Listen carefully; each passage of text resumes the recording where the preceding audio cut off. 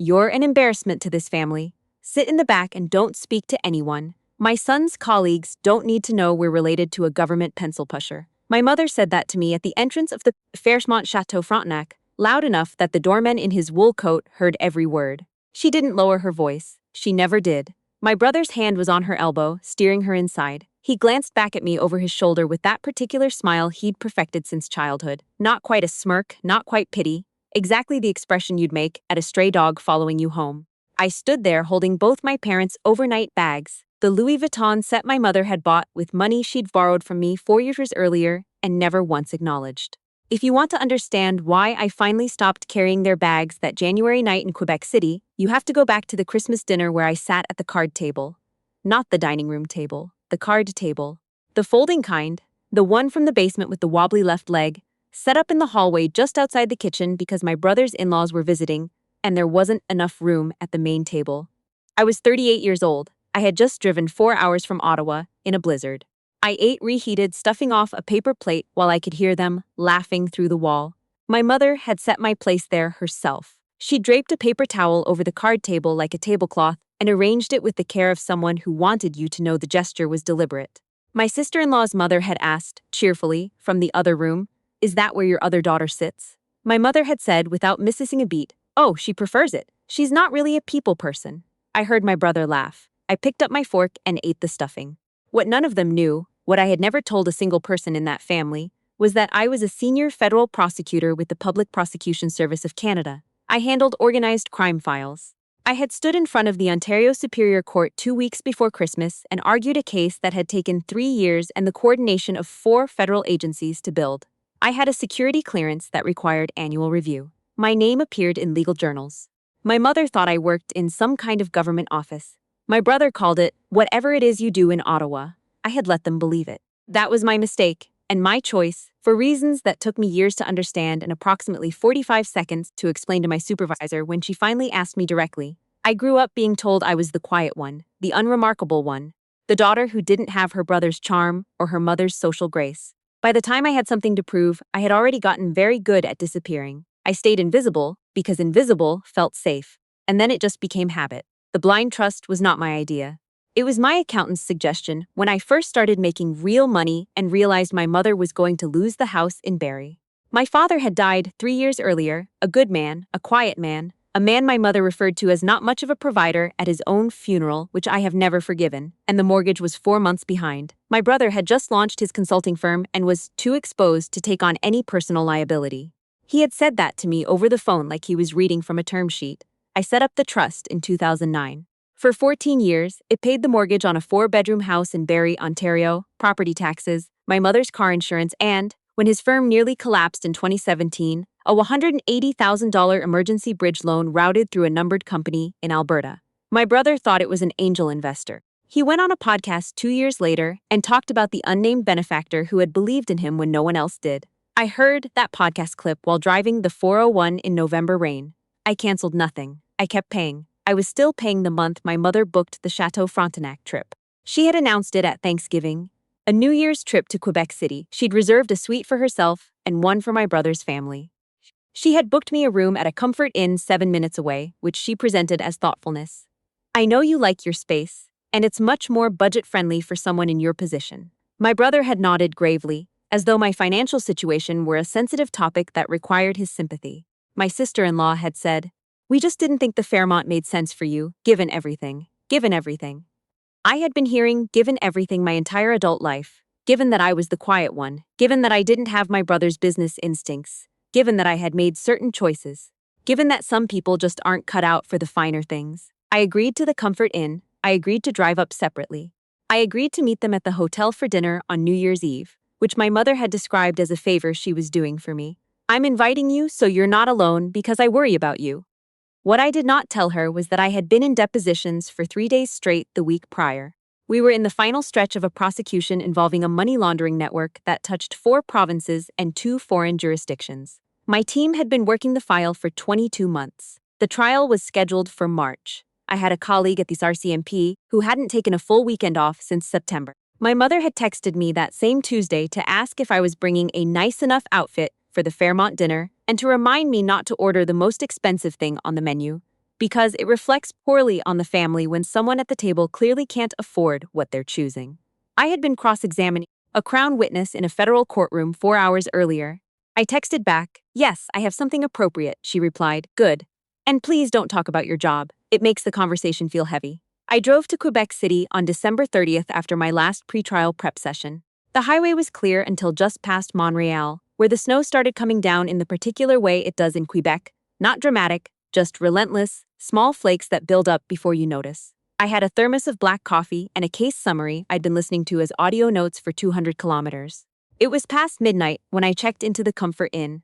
The room smelled like industrial carpet cleaner, and there was a water stain on the ceiling above the bed. I sat on the edge of the mattress and opened my laptop for 40 minutes because there was a detail in the disclosure materials I needed to check before morning. Then I turned off the light and stared at the ceiling and thought, 14 years, New Year's Eve. My mother called at noon to give me my instructions. I was to arrive at the chateau at 7, not before. I was to wait in the lobby, not at the restaurant, because the reservation was under my brother's name and she didn't want the host to seat me and make it awkward. I was not to mention my job if his colleagues asked, because nobody wants to talk about government bureaucracy at a nice dinner. I was to take a cab, not drive, because parking at the chateau was expensive and she didn't want me complaining about it. She said that last part with a kind of preemptive exhaustion, as if she had already lived through the version of events where I complained about parking. I said, "I'll be there at 7, she said. "And dress nicely, please. I mean it this time." I wore the suit. Not the one I wore to client events or academic panels, the other one. The dark navy one I keep pressed and bagged in the back of the closet for federal court appearances and ministerial briefings. The one my articling supervisor had called the kind of suit a judge notices. I had worn it 3 months earlier to present oral arguments to the Federal Court of Appeal. I took a cab. I arrived at 6:58. The doorman held the door. My mother was standing at the entrance of the restaurant with my brother and sister-in-law and 4 people I didn't recognize. His colleagues from the Toronto office, apparently, with their spouses. They were all laughing at something. My mother was touching the sleeve of one of the women, already performing. She saw me come in and her expression did something complicated. The smile stayed but her eyes recalibrated. "You're early," she said, which I wasn't. "You look fine," she added, which was not a compliment. Then, as the group turned toward the host's stand, she dropped her voice and said it. "You're an embarrassment to this family. Sit in the back and don't speak to anyone," before sweeping forward to join the others as though she had said nothing at all. I stood with her overnight bag in my hands, which she had pressed on me in the lobby without asking, and I thought 14 years and a $180,000 loan and a mortgage that cleared last October. I set the bag down against the wall and took out my phone. I didn't cancel anything, not yet. I just looked at the numbers. The trust had paid out, over 14 years, a total of just under $940,000. Mortgage, taxes, insurance, the bridge loan, my niece's private school fees, which my mother had mentioned once in passing, saying only that my brother was making sacrifices for his daughter's education. I had not been asked to contribute. The contribution had simply been routed, quietly, without acknowledgement, into the account that paid the invoices. I put my phone away and walked into the restaurant. Dinner was exactly what I expected. I was seated at the far end of the table, between my sister-in-law's chair and the wall, which meant I was effectively cordoned off from the main conversation. My mother sat at the center, performing for the colleagues with the fluency of someone who had practiced her whole life. She talked about my brother's firm, really making a name for itself in the Toronto market, and about her house in Barrie, which she described as a heritage property she had maintained entirely on her own since my father passed. Entirely on her own. One of the colleagues, a man with the easy confidence of someone who had never doubted his own welcome at any table, asked about her family. She smiled. "My son, you know, of course.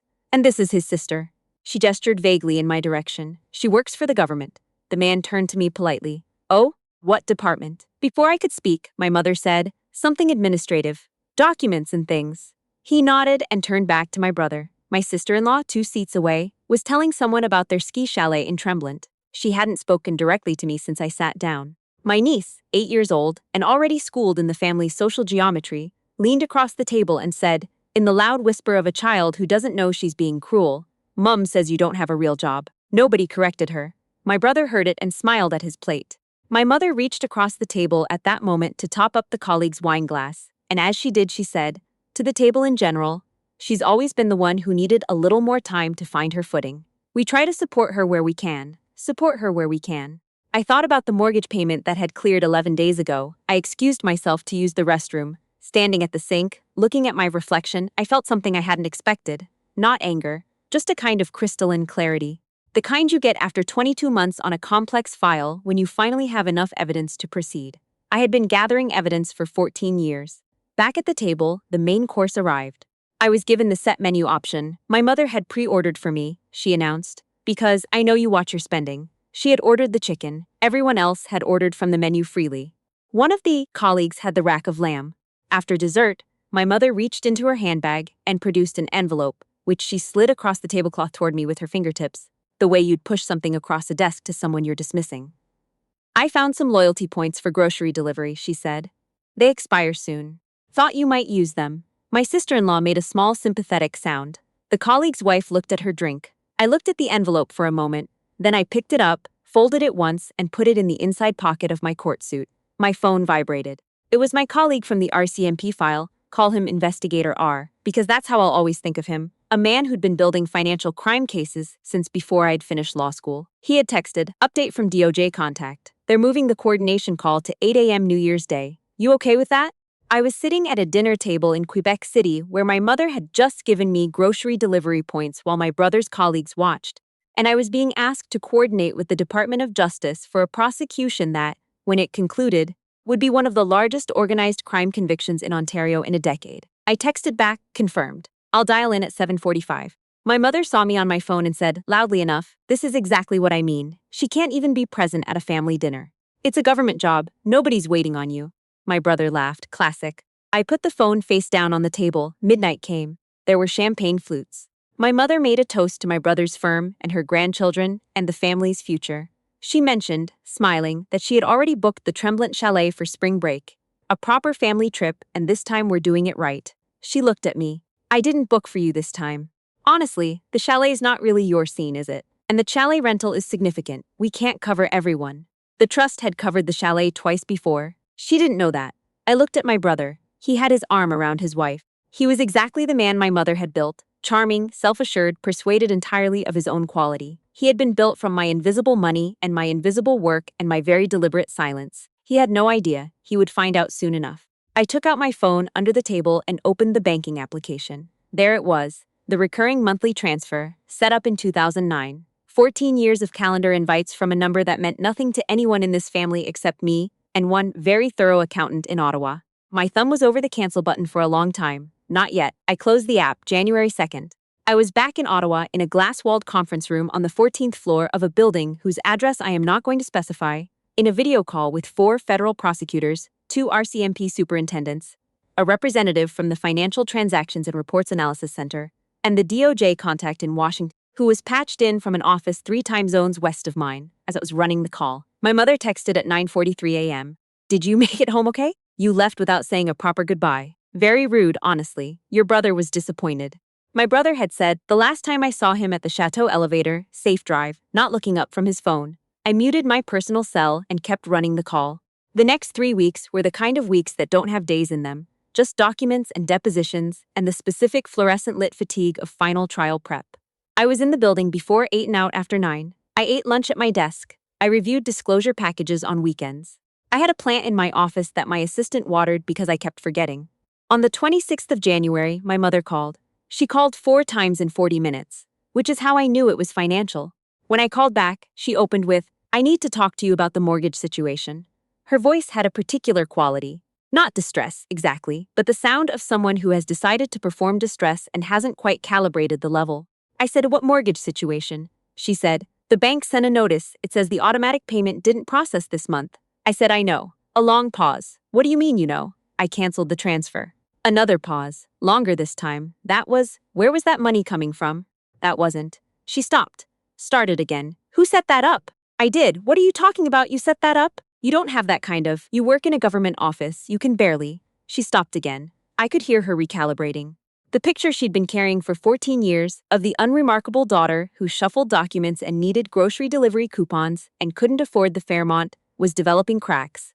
The bridge loan in 2017, I said. The numbered company in Alberta. That was mine as well. Silence. The mortgage on your house, the property taxes, Elise school fees. Since 2009, it has been approximately $940,000. I kept records. I paused. You should call the bank and discuss your options. I imagine they'll have some, she said, Elise. Her voice had gone very flat and very small. Elise, why? Why wouldn't you tell me? I almost said.